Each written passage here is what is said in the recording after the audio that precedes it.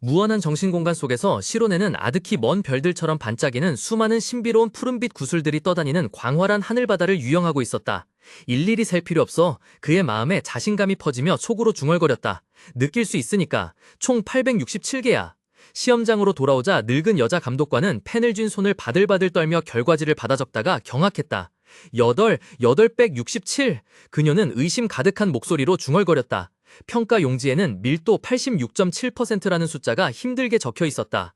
알페아스 밀치 교장의 평소 온화한 표정은 완전히 사라지고 대신 무서울 정도로 심각한 표정이 드리워져 있었다. 그의 황금색 눈은 시로네를 향하며 깊은 걱정으로 빛났다. 이건 좀 위험해. 그는 모호한 불안감을 느끼며 속으로 생각했다. 심지어 침착하던 보라색 머리의 여성 심사위원조차 손으로 안경을 식혀 올리며 뺨에 식은땀 한 방울을 흘렸다. 그녀의 목소리에는 약간의 우려가 섞여 있었다. 지금 얼마나 춥니? 시로네는 얼어붙을 정도로 추운데 라고 말했고 여성 마법사는 역시나 라며 다음과 같은 평가를 기록했다. 수렴과 방어에 뛰어난 내구도, 다만 영혼 영역의 크기가 비정상적으로 크다. 시험이 끝난 후 온화한 미소를 띤 여성 심사관이 말했다. 잘했습니다. 이제 여러분이 어느 반에 배정될지 결정하기 위해 회의를 해야 하니 모든 신입생은 잠시 밖에서 기다려 주십시오. 시로네는 다른 학우들과 함께 고개를 숙여 인사한 후 고대 마법진으로 장식된 대리석 바닥으로 조용히 단상을 내려왔다. 섬세하게 조각된 황금빛 대문이 그들의 등 뒤에서 철컥 하는 무거운 소리를 내며 천천히 닫히면서 두 공간을 갈라놓았다. 방 안에서는 엄숙했던 분위기가 곧바로 놀라움으로 가득 찬 웅성거림으로 깨졌다. 한 교수가 웃음을 터뜨렸다. 하하, 정말 흥미로운 학생이군. 그러게 말이야. 어떻게 17살짜리 학생이 지름 30m가 넘는 영혼 영역을 가질 수 있지? 영혼 영역의 밀도는 크기가 커질수록 줄어드는 게 일반적인데 그 학생은 86.7%라니. 게다가 어떤 강화 개술도 사용하지 않은 순수한 농도잖아. 이 녀석은 숲에서 계속 수행만 한 수도사라도 되는 건가? 분위기는 격렬한 논쟁을 앞두고 긴장으로 가득 찼다. 의심 가득한 얼굴로 테드 교수가 침묵을 깨고 입을 열었다. 설마 그가 거짓말을 한 걸까? 생각해보게. 지름 30m에 밀도 90%의 정신 영역이 마법에 대해 아무것도 모르는 17살짜리 꼬마에게서 날았다고? 정말 터무니없군. 그가 우리에게 보고하기 전에 스스로 수치를 부풀렸을 가능성은 없을까? 신하는 얼굴을 찌푸렸고 그녀의 안경은 날카로운 시선을 숨기지 못했다. 하지만 테드 교수님, 뭔가 잊으신 것 같군요. 학생들은 거짓말할 이유가 전혀 없습니다. 만약 그런 상위 학급에 들어간다면 강의를 따라가지 못할 것이고 시험을 통과하는 것은 더 말할 것도 없죠. 배우려고 학교에 온 학생이 왜 그렇게 허풍을 떨겠습니까? 게다가 여기 교수님들도 파이가 오류 코드로 표시되었다는 것을 잊으신 것 같습니다. 그건 평범한 학생이 관심을 끌기 위해 꾸며낼 수 있는 일이 아닙니다. 신하의 단호한 말에 테드는 불쾌한 듯 혀를 찼다. 논쟁이 폭발하기 직전 알페아스 교장은 평소와 같은 침착한 태도로 조용히 입을 열었다. 그럼 그를 어디에 배치하는 것이 좋을까요? 실온 말입니다. 학생의 이름을 듣자마자 신하는 곧장 교장에게 몸을 돌리며 단호한 목소리로 말했다. 교장 선생님, 6반은 정신 영역의 발달과 이론을 연구하고 5반은 진정한 마법을 배우기 시작하는 반이죠. 이 학생의 정신 영역은 거의 완성되었다고 생각합니다. 그러니 저는 그를 5반에 추천합니다. 그녀는 제안을 하면서 자신감 있게 미소 지었고 뒤에 서 있던 테드는 얼어붙었다. 나는 반대한다. 테드는 거의 소리쳤고 얼굴에는 분노가 역력했다. 신하는 갑작스러운 끼어들매 불쾌한 듯 눈살을 찌푸렸다. 테드는 계속해서 자신의 논리를 펼쳤다. 그는 마법이 뭔지도 모르는 17살짜리 애송이에 불과해. 높은 반에 대치되면 문제를 일으키고 자만심에 빠질 수 있다. 당분간은 그에게 기본적인 것부터 가르쳐야 한다고 생각한다. 신하는 침착하게 답했다. 그럴 수도 있겠죠. 하지만 모든 학생들이 교수님 같지는 않습니다, 테드 교수님. 그녀는 차갑게 등을 돌려 걸어갔고 테드는 얼어붙은 채 분노에 휩싸였다. 무슨 소리야? 테드는 그녀의 등 뒤로 소리쳤지만 돌아온 것은 침묵뿐이었다. 학원 회의실의 분위기는 긴장으로 가득했다. 세드에게서 뿜어져 나오는 뜨거운 열기와 신하에게서 뿜어져 나오는 차가운 기운이 충돌하며 보이지 않는 대결을 만들었다. 세드는 날카로운 눈빛으로 목소리를 낮춰 말했다. 솔직해져. 당신은 그 학생이 자신이 맡은 5반에 들어오길 원하고 그 학생을 갖고 싶을 뿐이잖아. 신하는 전혀 흔들림 없이 안경테를 살짝 밀어올리며 특유의 냉철함으로 답했다. 재능 있는 학생을 가르치고 싶어하는 교사에게 무슨 문제가 있죠? 근처에 서 있던 다른 교수가 우려 가득한 표정으로 나서며 만류했다. 세드 선생님 말씀이 맞아요. 아무리 재능이 뛰어나더라도 그 학생은 아직 어린 학생입니다. 10반부터 차근차근 가르치는 건 어떨까요? 다른 교수가 동조하며 말을 이었다. 나이 차이 때문에 기본반에 배정하면 학생이 학습 동기를 잃을 수도 있습니다.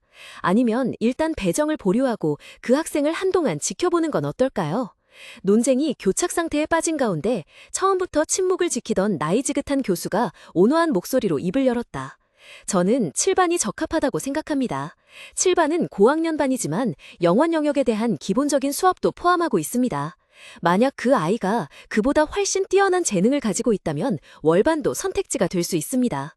모든 것을 주의 깊게 듣고 있던 알페아스 밀치 교장은 하얀 턱수염을 쓸어내렸다. 그는 잠시 생각에 잠겼고 금빛 눈동자에는 현명함이 빛났다.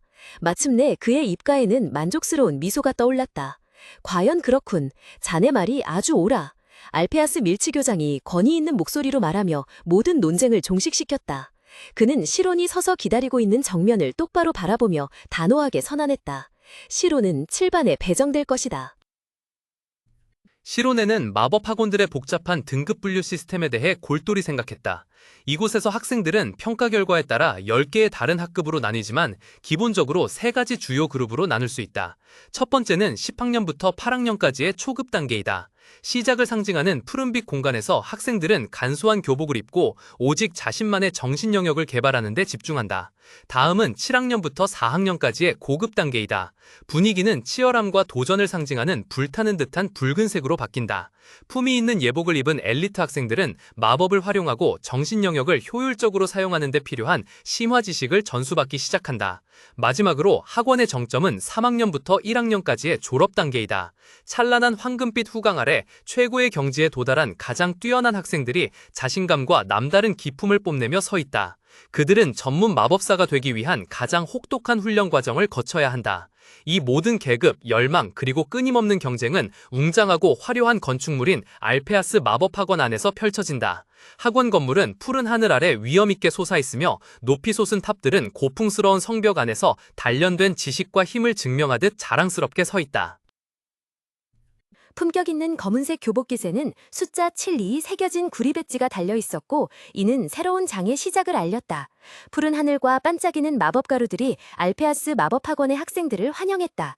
넓은 교정에는 특유의 망토 교복을 입은 학생들이 모여 떠들썩하게 이야기를 나누며 학업의 하루를 시작하고 있었다. 나무 책걸상들이 가지런히 놓인 넓은 강의실에서 한 교사가 교단 앞에 서서 또렷한 목소리로 말했다. 오늘 우리 7반에 새로운 학생이 왔습니다. 이 학생은 입학학과 동시에 중급반으로 배정받았습니다. 모든 시선이 교사 옆에 서 있는 금발의 남학생에게로 쏠렸다. 교실에는 즉시 작은 수군거림이 울려 퍼졌다. 갈색머리 여학생이 입을 가리고 친구에게 속삭였다. 좀 나이 들어 보여. 옆에 있던 분홍머리 친구는 두 뺨을 붉히며 흥분한 목소리로 답했다. 하지만 정말 잘생겼잖아. 모두의 관심 속에서 시론의 아리아는 밝게 미소 지으며 두 손을 공손하게 모았지만 긴장한 기색을 숨기지 못했다. 그는 고개를 숙여 인사했다. 저는 시론의 아리안입니다. 잘 부탁드립니다. 학생과 교사 모두 교실 전체 앞에 서자 당황하고 긴장한 기색이 얼굴에 스쳤다. 하지만 시론의 마음 깊은 곳에서는 기쁨과 만족감이 솟구쳤다. 그는 속으로 생각했다. 드디어 마법 학교에 오게 되었어. 알페아스 마법학원은 75,420km에 달하는 거대한 산에 위치한 명문 학교였다. 33개가 넘는 건물과 기숙사를 포함한 40개의 훈련센터를 갖춘 이곳은 학업을 위한 작은 세상이나 다름없었다. 평일 외출은 금지되었지만 필요한 편의시설 대부분은 캠퍼스 내에 모두 갖춰져 있었다. 수업은 오후 5시에 끝나고 그 후에는 자유시간이었다. 학생들은 24시간 개방되는 도서관에서 몇 시간이고 시간을 보내거나 배움에 대한 갈증을 해소하기 위해 뜻이 맞는 친구들과 스터디 그룹을 만들 수도 있었다. 이 모든 것이 이것을 명문학교로 만든 엄청난 원동력이었다. 예상대로 수업은 정말 어려웠다. 방대한 양의 고급 지식은 어릴 때부터 교육받은 귀족들도 따라잡기 힘들어할 정도였다. 시론에는 복잡한 이론 앞에서 미간을 찌푸리며 책상에 푹 파묻혀 골몰했다. 하지만 그의 푸른 눈에는 좌절의 기색 대신 굳건한 의지만이 빛났다. 하지만 그는 단호한 결심으로 스스로에게 다짐했다. 무슨 수를 써서라도 나는 따라갈 수 있어. 시로네의 마음속에서는 세계의 지식이 서서히 축적되고 역사적으로 새겨진 질서에 따라 재정렬되어 견고한 지식의 핵을 형성하고 있었다. 오전 수업 종료를 알리는 종소리가 유서 깊은 학원 전체에 울려 퍼졌다. 강단에 선 교수는 온화하게 미소 지으며 선언했다. 자, 오전 수업은 여기까지입니다. 모두 수고 많았어요. 시로넥은 교실 분위기가 점차 활기차게 변하자 안도의 한숨을 내쉬었다. 그는 속으로 생각했다. 오후 수업은 정령 지역 실습인데 시간표에 장소가 명확히 안 적혀 있네. 누구한테 물어봐야 하지? 그는 점점 비어가는 교실을 둘러보았다. 다른 학생들은 옹기종기 모여 이야기하며 떠날 준비를 하고 있었다. 다행히도 그는 아직 자리에 앉아있는 또래 친구를 발견했다. 시로네는 조심스럽게 다가갔다.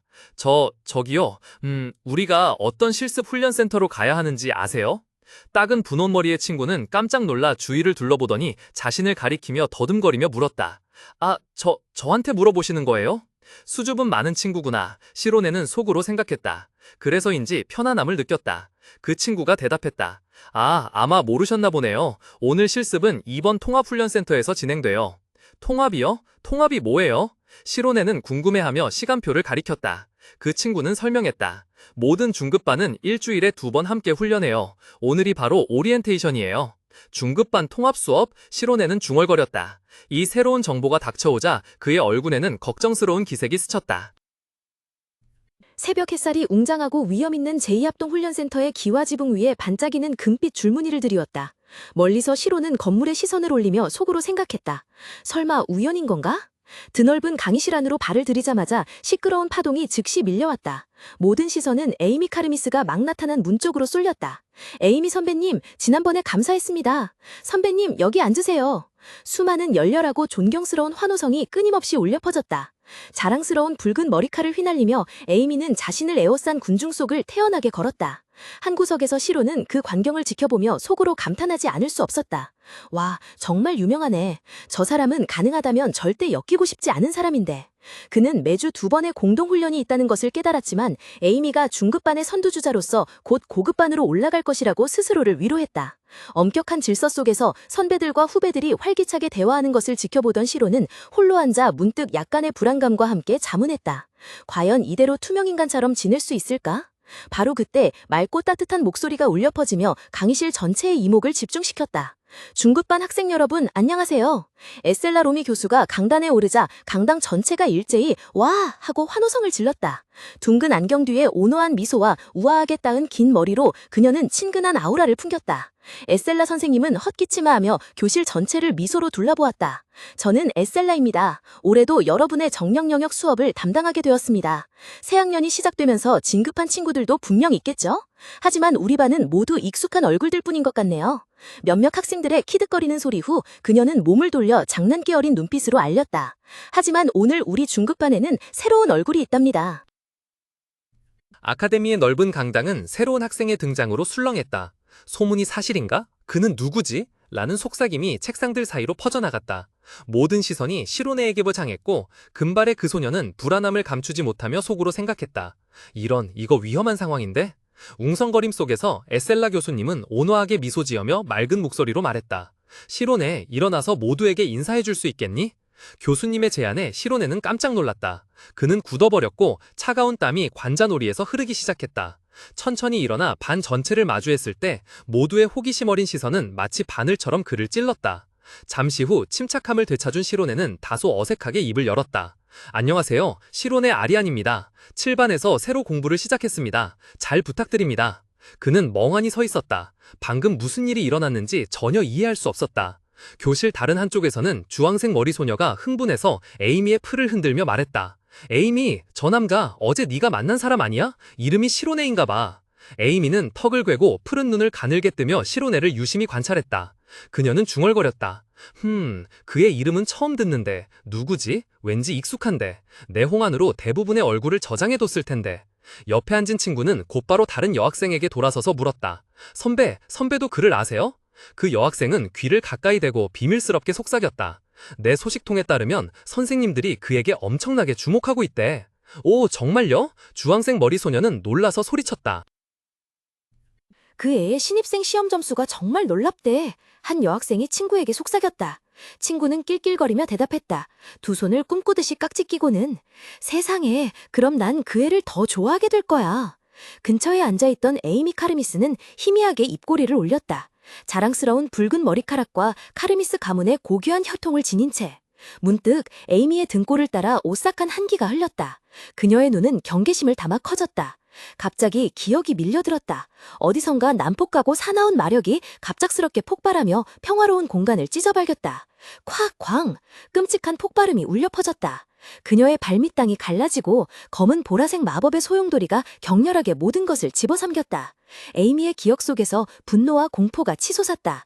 그녀는 의심과 경멸이 가득 담긴 목소리로 으르렁거리며 소리쳤다. 너는 마법을 어디서 배웠어? 어떻게 일개 평민이 이런 짓을 할 수 있지? 에이미의 예상과 달리 시로는 아무 대답도 하지 않았다. 그는 그저 어깨를 떨며 서 있었다. 냉정함과 오만함은 사라지고 극도의 경악만이 남았다. 그녀는 더듬거리며 목소리가 떨려 제대로 나오지 않았다. 맙소사, 젠장.